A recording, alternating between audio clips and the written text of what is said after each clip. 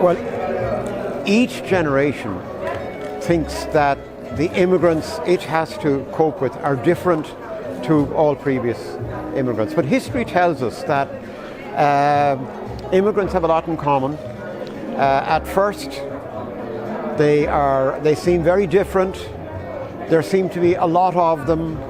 They seem to be a burden on taxation.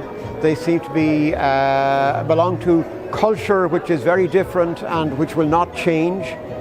But I cannot think of an example where, given time, maybe given a few decades, immigrants have not adapted and accultured and become part of the fabric of the country. They become full citizens, and that doesn't mean that they lose all their own culture, but that they accept the values and the norms of the host country.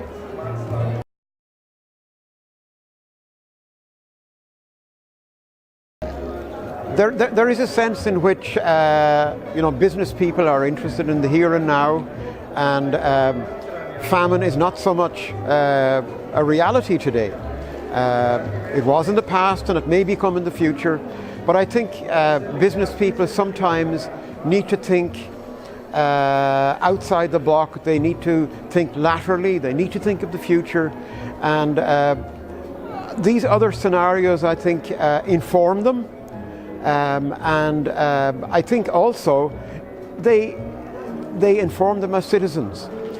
These are people who are influential, and if they know what's going on, they are in a good position to influence government policy and to make things better.